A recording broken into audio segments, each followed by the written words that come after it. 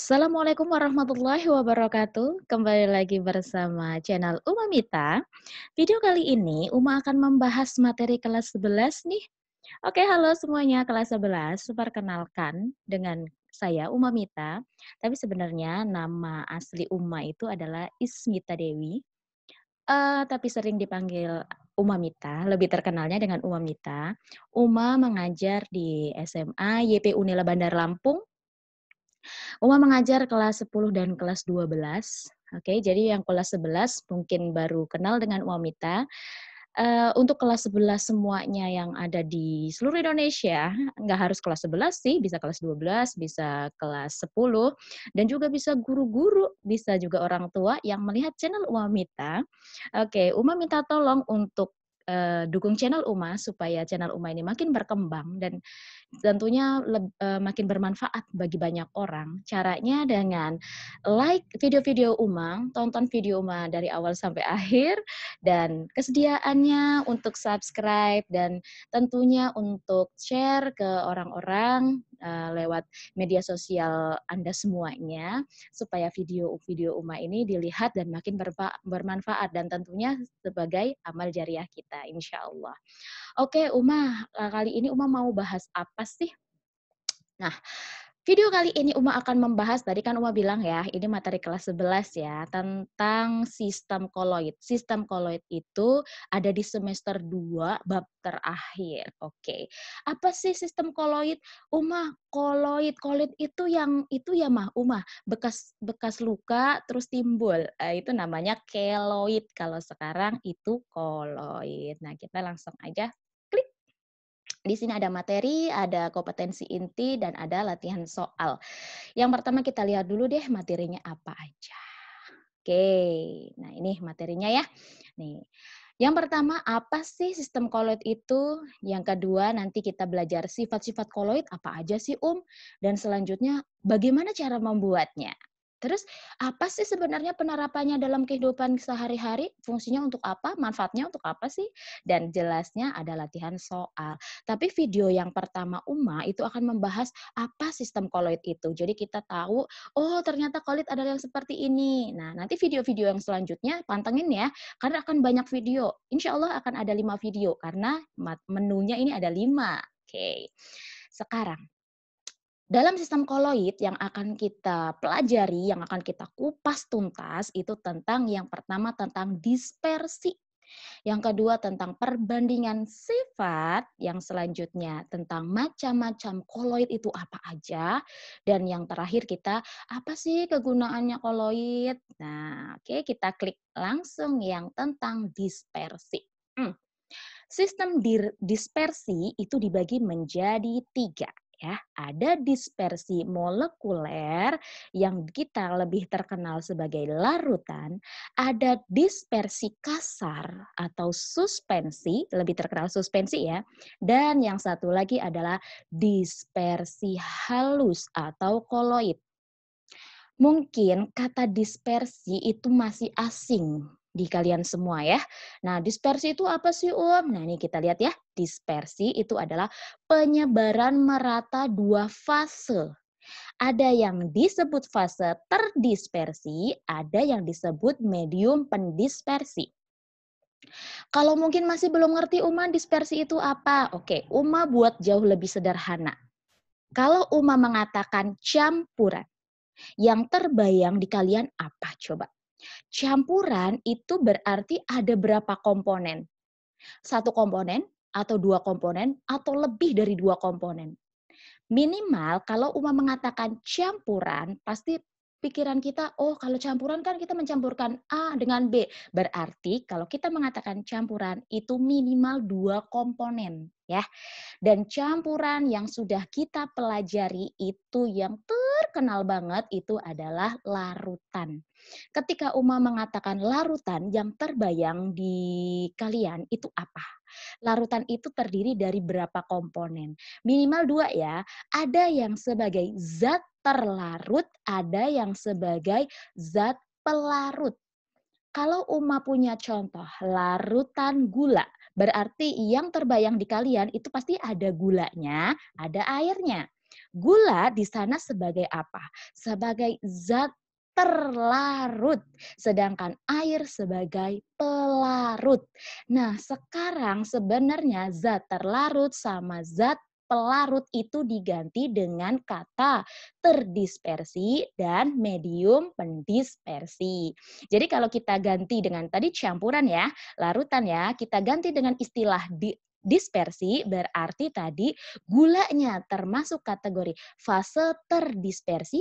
Kalau tadi kan kita mengatakan gula itu zat terlarut.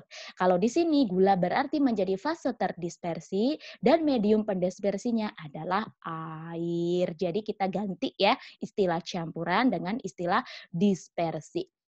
Jadi ternyata larutan ini punya kawan, punya temen. Temennya siapa aja Uma? Ada yang namanya suspensi, ada yang namanya koloid.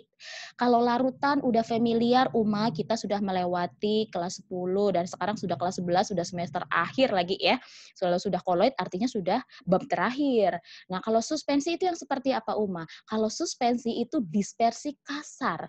Nah, sedangkan kalau koloid itu adalah dispersi halus. Untuk lebih jelasnya, kita klik information atau visualisasi biar lebih cun. Kita lihat ya. Oke, masih loading. Nah ini. Kalau dispersi molekuler atau larutan, tadi kan ada gula sama air ya. Ketika kita melarutkan si gula ke dalam air dan gula itu larut nggak dalam air? Larut jawabannya. Kalau sudah larut, terus kita masih bisa nggak membedakan? Uma itu gulanya, oh itu molekul airnya. Masih bisa nggak dibedakan? Ayo, kalau yang bisa bedakan luar biasa berarti.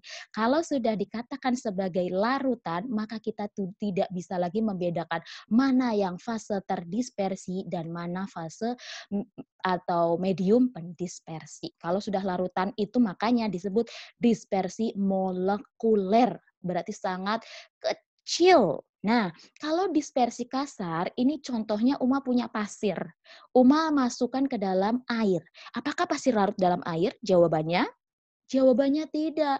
Kalau seandainya pasir larut dalam air, berarti bangunan-bangunan yang terbuat dari pasir dan campuran semen, berarti nggak pernah akan jadi bangunan. Karena ketika kita membuat adukan ya, berarti pasirnya larut dalam air. Karena pasir tidak larut dalam air, sehingga terjadi dua fase. Berarti kita masih bisa membedakan, makanya disebut dispersi kasar ya. Berarti kita masih bisa membedakan, oh itu pasirnya Uma, oh itu molekul airnya. Berarti itu yang namanya dispersi kasar. Karena masih bisa dibedakan ya antara fase terdispersi dan medium pendispersinya. Sedangkan kalau dispersi halus, ini kenapa letaknya koloidnya di antara suspensi dan larutan si Uma? Karena memang yang namanya koloid itu Uma katakan spesial. Kenapa spesial? Karena begini, kalau dilihat dengan mata langsung, atau bisa kita sering sebut ya dengan mata telanjang. Telanjang memang nggak pakai baju nih matanya. Nah dengan mata langsung terlihat seperti larutan. Tapi kalau secara mikroskopis, kalau dengan mikroskop dan mikroskopnya bukan mikroskop biasa, mikroskopnya harus mikroskop ultra. Kalau dengan mikroskop ultra, dia terlihat seperti suspensi, artinya memisah ya. Tuh. Jadi kalau larutan itu homogen karena homo udah nggak bisa dibedakan lagi. Kalau suspensi itu heterogen. Ada dua fase, kelihatan mana yang terdispersi, mana mediumnya, kelihatan. Tapi kalau koloid, kalau secara makroskopis dia terlihat seperti larutan, tapi kalau mikroskopis atau dilihat dengan mikroskop ultra, dia sebenarnya terlihat seperti suspensi atau memisah. Nah, contoh dari sikoloid, Uma punya susu. Coba kalau kalian buat susu, melarutkan susu, terlihat seperti mencampur. Kalian nggak bisa membedakan, ini susunya Uma, ini airnya. Terlihat putih semua ya. Tapi ternyata kalau secara makroskopis, si susu itu terlihat mana yang susunya, mana yang airnya itu bisa dilihat. Nah ini nih keterangannya nih. Fase terdispersi adalah zat yang terdispersi. Misalnya susu, medium pendispersinya itu adalah medium yang digunakan untuk mendispersikan si susu tersebut, misalnya air. Tuh ya. Ini seputar dari si sistem terdispersi. Jadi ketika Uma nanti atau guru kalian semuanya menyebutkan sistem terdispersi, apa ya? Jangan bingung lagi. Sistem terdispersi kalau berarti di situ ada fase terdispersinya, ada medium pendispersinya. Lebih disederhanakan adalah fase terdispersi itu sebenarnya adalah campuran yang terdiri dari tiga, ada larutan, ada suspensi, di tengah-tengah ada koloid. Koloid itu sifatnya spesial, itu di antara larutan dan suspensi. Uma, untuk lebih jelasnya kita bahas perbedaannya sih, perbedaan sifat. Oke, kita klik yang perbedaan sifat. Nah, nih perhatikan nih. Nah, ini ada larutan, ada koloid, ada suspensi. Ingat ya, koloid spesial. Oke, kita lagi membahas yang spesial ini. Oke, kalau larutan itu satu fase. Tadi yang katakan Uma homogen, satu fase. Tidak bisa dibedakan mana yang terdispersi dan mana medium pendispersinya. Sedangkan kalau koloid itu dua fase. Walaupun dengan mata telanjang seperti satu fase, tapi ternyata aslinya dua fase kalau dengan mikroskop ultra. Kalau suspensi itu jelas dua fase. Nah, kalau larutan itu stabil. Arti stabil di sini adalah tidak mudah mengendap atau tidak mengendap. Kalau larutan sama sekali malah tidak mengendap. Kenapa nggak mengendap? Karena tadi satu fase. Nah, kalau koloid masih bisa mengendap, tapi di sini kategorinya sukar mengendap. Berarti tidak mudah ya. Tapi kalau suspensi mudah banget mengendap tuh ya. Kenapa Uma kok bisa mudah banget mengendap? Karena dia itu kan, tidak larut. Kalau tidak larut berarti kan tadi si pasir tadi itu ya, si pasir itu dengan air tidak larut sehingga dia mudah banget terpisah, membentuk 2 fase, mudah mengendap. Yang ketiga, tidak dapat disaring. Nah, sekarang kalian kalau sudah ada larutan gula, terus kalian saring dengan kertas saring, masih gulanya bisa kesaring nggak? Nggak bisa kesaring. Kenapa? Ya karena tadi dia satu fase. Nah, kalau yang koloid itu dapat disaring dengan penyaring ultra. Kalau dengan penyaring ultra bisa. Makanya kalau koloid itu kalau dilihatnya dengan mikroskop ultra. Kalau disaring harus disaring dengan penyaring ultra. Oke. Nah, kalau suspensi dapat disaring, jelaslah dapat disaring. Kalau kita menyaring si siapa tadi campuran si pasir dengan air, kita saring dengan kertas saring, jelas pasirnya ketinggalan di kertas saring. Ya, terus airnya jauh lebih lebih lebih jernih ya dibandingkan dengan ketika masih bercampur dengan si pasir itu sendiri. Nomor 4 Uma, tampak seperti homogen dan yang ini suspensi heterogen. Artinya homogen itu satu fase ya. Kalau ini tampak homogen, artinya kalau dilihat seperti larutan. Tapi kalau suspensi udah jelas banget kalau dia heterogen. Lanjut ya, nomor 5. Ukuran partikelnya kecil banget, kurang dari 1 nanometer. Kalau suspensi lebih dari 100 nanometer. Kalau koloid di antara 1 sampai 100 nanometer. Makanya Uma katakan kalau larutan itu kecil banget partikelnya. Kalau suspensi gede, gendut. Nah, kalau koloid itu ideal di antara tidak lebih besar daripada larutan, tapi dia lebih kecil daripada suspensi. Nah, sekarang nomor 6, sistem dispersi molekuler, udah jelas tadi ya. Terus ini sistem dispersi padatan halus. Kalau yang suspensi sistem dispersi padatan kasar. Nah, ini yang tadi. Contoh larutan. Kalian pasti udah tahu lah, larutan gula, air laut, udara, ada lagi nanti larutan garam, terus larutan HCl, larutan NaOH, pokoknya semua yang ada larutan, larutan, larutan, semuanya berarti kategori larutan. Kalau koloid, koloid sebenarnya ini banyak ya. Cuma nanti ini Uma kasih contohnya sabun, ada susu, ada santan, nanti banyak lagi.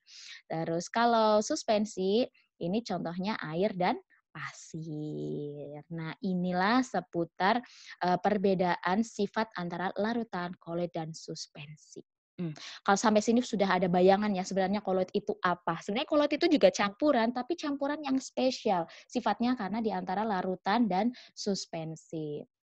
Nah, sekarang kita ke apa aja sih Uma? Koloid itu ada apa aja sih? Oke, kita ke macam-macam koloid.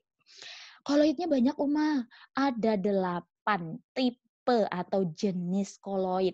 Uma ngapalinnya kayak mana? Kalau Uma sih tidak ngapalin, tapi Uma memahami. Nah, sekarang fase. Ketika Uma mengatakan fase, berarti fase ini sama dengan wujud ya, Nak. Wujud zat. Nah, wujud zat kan itu ada yang padat, ada yang cair, ada yang gas. Nah, sekarang kalian susun. Kalau seandainya lupa, kalian ingat-ingat. Fase terdispersi itu ada wujudnya kan ada 3 nih. Padat, cair, gas. Nah, medium pendispersinya kan juga ada padat, ada cair, ada gas. Ini cara bacanya begini nih. Kita buat dulu fase terdispersinya padat, padat, padat. Ada 3 kan? Nah, kenapa Uma kok 3 sih? Karena padat bisa didispersikan ke dalam gas, padat bisa didispersikan ke dalam cair, padat bisa didispersikan ke dalam padat. Uma kalau saya buat padat dalam gas, padat dalam cair, padat dalam padat, boleh nggak Uma? Boleh. Tapi kalau Uma ini sukanya padat dalam gas, padat dalam cair, padat dalam padat. Nah nanti itu kan udah dapat tiga nih kita. Nah sekarang 3 berikutnya. Cair sekarang. Cair dalam gas, cair dalam cair, cair dalam padat. Nah sekarang gas. Uma, kenapa gas kok cuman 2? Kalau padat kan ada 3, Uma buat. Cair ada 3. Lah ini gas kok cuman 2 sih? Kita lihat ya. Kenapa cuman ada 2? Gas dalam cair, satunya gas dalam padat. Gas dalam gas nggak ada kan? Karena ternyata gas dalam gas itu bukan contoh koloid, tapi itu contoh larutan. Gas dalam gas itu contoh nyatanya adalah udara. Udara itu adalah karena perbandingannya tetap. Kita nggak bisa membedakan mana yang, oh itu nitrogennya. Di dalam udara kan ada oksigen, ada nitrogen, ada hidrogen gitu. Tapi kita nggak bisa membedakan ini yang nitrogen, ini yang oksigen, tidak. Berarti kalau gas dalam gas itu kategorinya bukan koloid tapi larutan. Ingat ya, udara itu bukan contoh koloid tapi larutan. Nah, sekarang kita lihat cara bacanya gini. Ketika padat terdispersi dalam gas, nama koloidnya adalah aerosol padat. Contohnya adalah asap dan debu. Nah, caranya begini. Mungkin kalian sudah pernah baca asap debu. Kenapa asap dan debu termasuk kategori aerosol padat? Nah, caranya begini. Kalau misalnya ada soal begini. Debu debu adalah koloid. Sebutkan fase terdispersi dan medium pendispersinya. Bagaimana coba caranya? Ini, Uma kasih smart solution. Debu, sekarang kalian lihat debu ya, debu, terus asap, itu terlihat seperti apa? Terlihat padatan, terlihat cairan, atau terlihat gas? Nah, kalau kita melihat asap dan debu, itu kan terlihat seperti gas. Kalau kalian ngomong malah udara ya. Nah, terlihat seperti gas. Berarti kalau yang terlihat di mata itu seperti gas, berarti mediumnya adalah gas. Tuh caranya ya. Terus sebenarnya di dalam gas tersebut itu pasti ada partikel di dalamnya. Kalau kita kena asap, mata kita sakit nggak? Kalau kita kena debu nih kadang debu itu mengandung kayak seperti serpihan-serpihan pasir gitu. Nah, itu berarti fase terdispersinya adalah sebuah padatan. Itu caranya. Jadi terlihat di mata seperti apa? Kalau dia terlihat di mata kita yang kita rasakan itu wujudnya seperti gas, berarti mediumnya adalah gas. Kalau yang kita rasakan itu adalah partikel seperti partikel padatan, berarti itu jelas padat dalam gas. Nah, gitu caranya. Sekarang number 2. Nah, contoh padat dalam cair namanya sol cair. Contohnya sol emas, sol berelang, tinta, dan cat. Nah, sekarang yang kalian familiar kan tinta sama cat. Kita lihat tinta. Wujud tinta pena kalian itu seperti apa?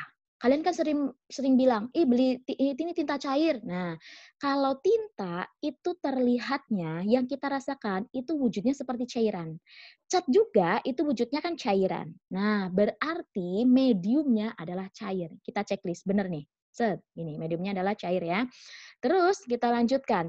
Tapi di dalam tinta, sekarang kalau kalian nulis, kenapa bisa tergores dan tidak bisa dihapus? Karena di dalamnya ada partikel yang berupa padatan. Tuh caranya. Oke. Nah, sekarang gini, lanjut. Sekarang yang nomor 3, padat dalam padat, sol padat. Sekarang gelas berwarna sama intan hitam. Yang Uma jelaskan yang gelas berwarna. Gelas berwarna. Kalian kalau tahu gelas, itu wujudnya apa? Padat, cair, atau gas? Gelas kalian. Bisa dipegang? Bisa. Oke, wujudnya padat. Berarti mediumnya pasti padat. Nah, terus lanjut. Yang memberikan warna itu sebuah cairan atau sebuah padatan. Kalau warna itu jelas padatan. Nih. Nah, oleh karena itu, si gelas berwarna itu termasuk sol padat, yaitu padat dalam padat. Nah, kita lanjut nomor 4, yang cair ya. Cair dalam gas. Cair dalam gas. Berarti wujudnya itu terlihat di mata itu seperti gas. Tapi di dalamnya ada cairan. Namanya aerosol cair. Kita lihat ya. Ini mirip nih kayak nomor 1 namanya aerosol. Kalau yang nomor 1 aerosolnya padat. Kalau yang nomor 4 aerosolnya cair. Kita lihat contohnya adalah kabut. Kabut, kalau kita ngelihat kabut, kita ngelihat awan, kan seperti gas tuh. Seperti gas gitu. Berarti mediumnya berupa gas. Tapi kalau kita ngelihat kabut, kadang kalau kita udara berkabut, terus baju kita tuh terlihat seperti seperti kena basah ya. Berarti ada partikel di dalam gas itu sendiri. Partikelnya berupa apa kira-kira? Pasti berupa cairan. Tuh. Oleh karena itu, aerosol itu adalah cair dalam gas. Nah, sekarang yang cair dalam cair namanya adalah emulsi cair. Berarti kalau cair dalam cair, terlihat cairan, di dalam cairan itu ya ada cairan. Nah, kayak mana sih Uma? Kita lihat susu. Terlihat cair kan? Di dalamnya itu ada partikel yang berupa cairan juga. Santan, santan dari kelapa itu terlihat seperti cairan dan di dalamnya fase terdispersinya juga cairan. Jadi cair dalam cair, namanya emulsi cair. Lanjut, cair dalam padat. Berarti wujudnya seperti padatan tapi aslinya cairan. Apa contohnya Uma? Kalian pernah nggak makan agar-agar? Agar-agar kalau kita pegang bisa nggak kita pegang kita ini? Bisa karena kayak seperti padatan. Tapi sebenarnya padatan itu di dalamnya apa sih? Di dalamnya seperti cairan. Oleh karena itu cair dalam padat namanya emulsi padat. Contohnya jelly, agar-agar sama mutiara. Tuh. Gitu jadi caranya ya. Jadi kalau kita ngelihat contohnya kabut. Kabut itu seperti apa ya? Kalau dilihat seperti gas, tapi di dalamnya sebenarnya ada cairan. Berarti cair dalam gas gitu. Namanya aerosol. Nah, nanti Uma akan kasih kasih caranya bagaimana cara ngapalin jenis koloidnya. Nanti ya. Kita belum selesai karena masih ada nomor 7 dan nomor 8. Gas, kalau sekarang gas. Gas dalam cair namanya buih. Nah, gas dalam padat itu namanya buih padat. Sama-sama buih ya, tapi kalau yang atas buih cair, sekarang buih padat. Sekarang gini, gas dalam cair. Berarti wujudnya seperti cairan ya. Wujudnya seperti cairan, tapi di dalamnya ada gas. Contohnya apa? Buih sabun, krim kocok. Dia terlihat berbuih. Tuh, kalau kalian lagi nyuci deterjen, kalian kucuk kucuk kucuk kucuk kucuk. Nah, gitu kan keluar busa tuh. Nah, itu terlihat seperti cairan tapi di dalamnya ada gas. Nah, gitu. Namanya adalah buih cair. Nah, sekarang kalau gas dalam padat, Uma terlihatnya padatan, tapi di dalamnya ada gas. Emang ada Uma? Ada, namanya buih padat. Kita lihat karet busa. Batu apung sama styrofoam. Coba, kalau batu apung kalau kalian yang pernah ke pantai ada batu apung. Nah, batu apung biasanya digunakan untuk apa coba? Untuk emak-emak bersihin pantat panci. Nah, itu kan batu apung, batunya kan enteng. Kenapa bisa enteng begitu? Karena di dalamnya ada partikel gas. Gas yang terdispersi dalam padatan. Kalau Uma bilangnya gini, gas terjebak dalam padat. Kalau ini gas terjebak dalam cairan gitu. Terserah kalian bagaimana cara menghafalnya, enggak bukan menghafalnya, memahaminya lebih tepatnya ya. Styrofoam, kalian mah tahu banget styrofoam itu apa. Styrofoam itu kan padatan, tapi kenapa dia bisa enteng banget sih karena ada gasnya di dalamnya. Makanya makanan yang dibungkus dengan styrofoam itu nggak bagus ya. Jadi kita sekarang sudah ke go green ya. Jadi kita cinta alam seperti pramuka ya. Jadi kita harus kalau kemana-mana kita bawa bekal sendiri, bawa bawa wadah makan sendiri ya. Nah, itu kalian bisa. Inilah seputar jenis-jenis koloid. Nah, sekarang tadi kan janji Uma bagaimana cara menghafal jenis koloidnya Uma. Nih, cara ngapalnya gini. Cara mudah ngertinya. Aerosol, kita cari yang sama. Aerosol, ini nomor satu ya. Aerosol, sama aerosol. Apa yang sama? Sekarang kita lihat ya. Fase terdispersinya, kalau aerosol padat, itu padat. Hmm. Waduh jelek ya. Oke, Uma hapus dulu ya. Hmm. Hmm. Oke, kalau aerosol padat, itu fase terdispersinya adalah padatan. Kalau aerosol cair, fase terdispersinya adalah cair. Kan beda. Beda tuh. Padat, padat. Nah, apa yang sama? Ternyata ini yang sama. Gas sama gas mediumnya. Jadi cara ngafalnya begini, cara memahaminya begini.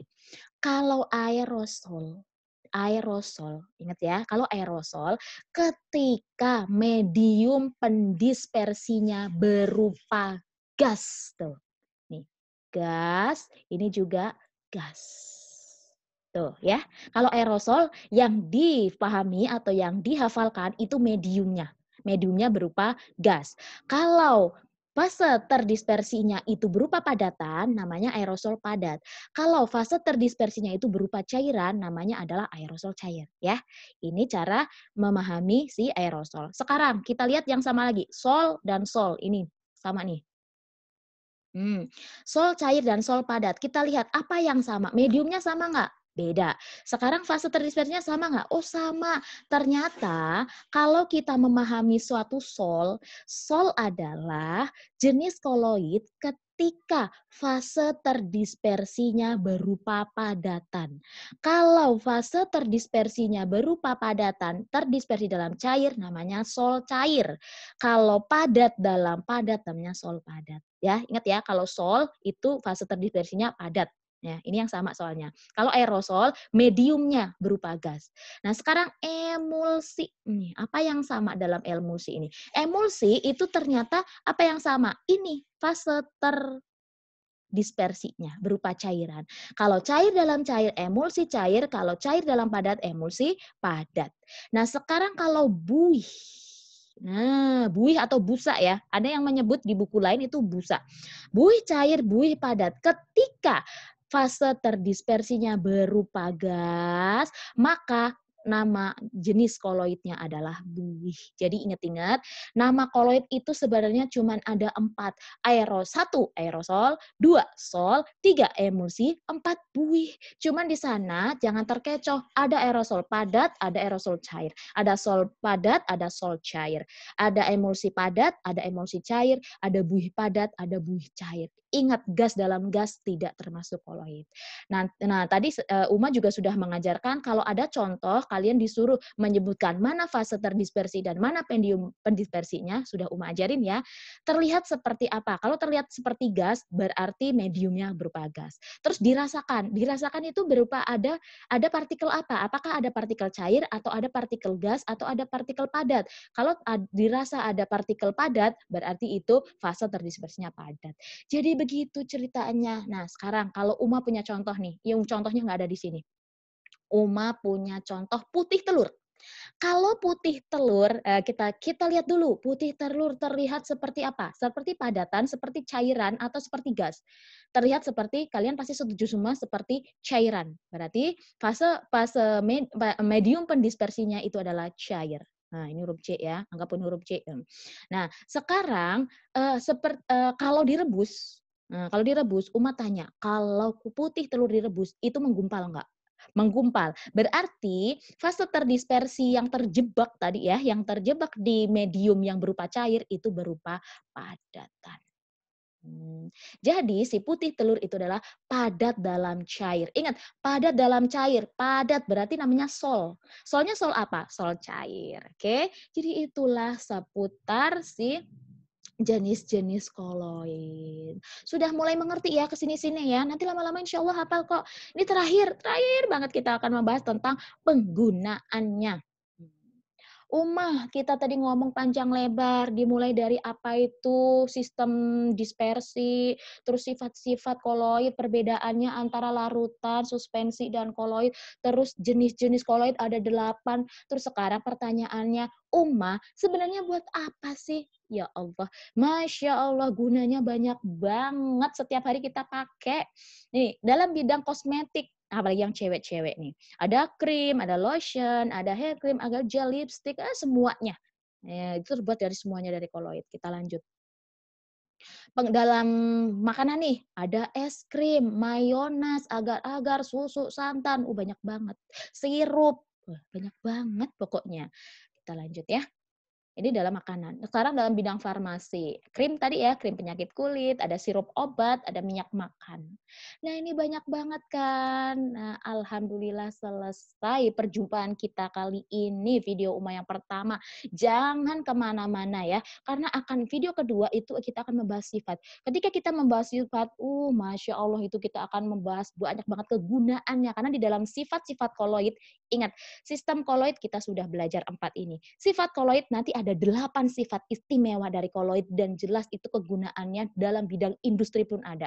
Nanti penerapannya bagaimana, pembuatannya bagaimana, dan tentunya yang terakhir adalah contoh soal. Oke, alhamdulillah sekian untuk video yang pertama. Jangan kemana-mana, kita akan lanjutkan ke video yang berikutnya. Satu lagi Uma berpesan pada kalian, jaga kesehatan, jaga kondisi karena di musim yang penuh dengan wabah ini, kita harus tetap sehat, kita harus tetap berpikir positif, dan kita harus tetap saling menjaga. Dan kita jelasnya berdoa agar Ramadan kali ini, datangnya bulan Ramadan, maka hilanglah virus corona. Biar corona pulang kampung, biar kita bisa Ramadan dengan khusyuk, biar masjid-masjid menjadi ramai, yang kita bisa tadarus, kita bisa tarawih, dan kita bisa untuk itikaf di masjid. Oke, cukup sekian dari Uma. Jangan lupa untuk dukung channel Uma, caranya dengan like, subscribe, dan juga share.